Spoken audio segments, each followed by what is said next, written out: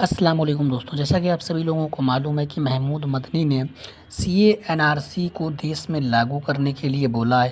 اسی کے ساتھ انہوں نے اسد الدین اویسی صاحب کے اوپر بھی اپنا کٹاکش کیا ہے اور کہہ رہے ہیں کہ اویسی جیسے نیتاؤں کی دکانیں بند ہونی چاہیے، جس کو لے کر آج پورے دیش کے علماء کرام محمود مدنی کو بہت ہی غلط ثابت کرنے کے لیے آ چکے ہیں، میدان میں اویسی کا سپورٹ کر رہے ہیں۔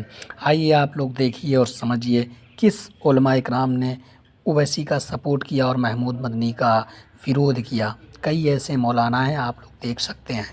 بی جے پی کی آنے کی ساری ذمہ داری اویسی صاحب پر ہے، یہ تو بالکل بکواس ہے۔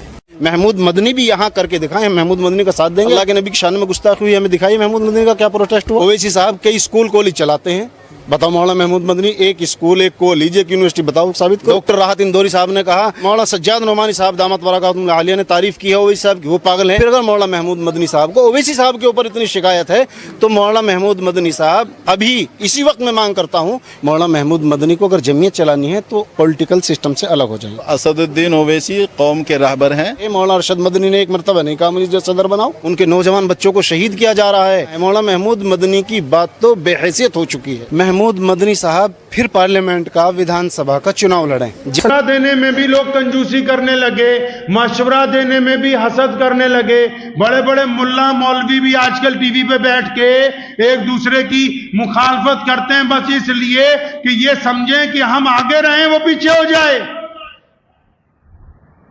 وہ قوم جس نے پانی ایک زخمی کو پلانے کے لیے دوسرے نے دوسرے کی پیشکش کر دی، دوسرے نے تیسرے کی پیشکش کر دی، تیسرے نے چوتھے کی پیشکش کر دی کہ پہلے میرے ساتھی کو پانی پلا لو، اس قوم کے قائدین یہ کہتے ہیں کہ نہیں جی فلاں بندہ تو خراب ہے، ہم اس سے زیادہ بہتر ہیں۔ تو اس کا مطلب ان کو ابھی رب رسول کے احکامات کا پتہ ہی نہیں لگا کہ اللہ اور اس کے رسول صلی اللہ علیہ وسلم آپ سے چاہتے کیا ہے۔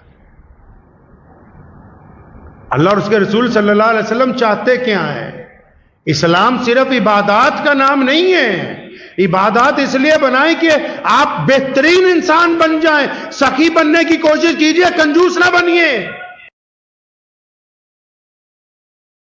بی جے پی کی آنے کی ساری ذمہ داری اویسی صاحب پر ہے، یہ تو بالکل بکواس ہے، یہ تو بالکل لغو بات ہے۔ اس کے پیچھے RSS کی 100 سال کی محنت ہے اور اس کے پیچھے سو کالڈ سیکولر پارٹیز کا جو رویہ رہا ہے وہ ہے۔ اویسی صاحب کی وجہ سے بی جے پی آئی، یہ تو کوئی بالکل ہی بے خبر آدمی کیسے۔ مولانا محمود مدنی اسد الدین اویسی کے خلاف ہیں، ہاں خلاف ہیں۔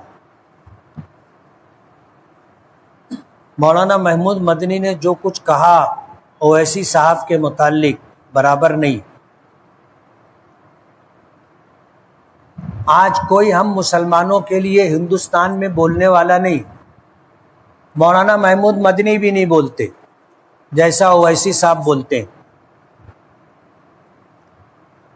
میرے ساتھ پڑھے ہوئے ہیں، بلکہ مجھ سے پیچھے تھے،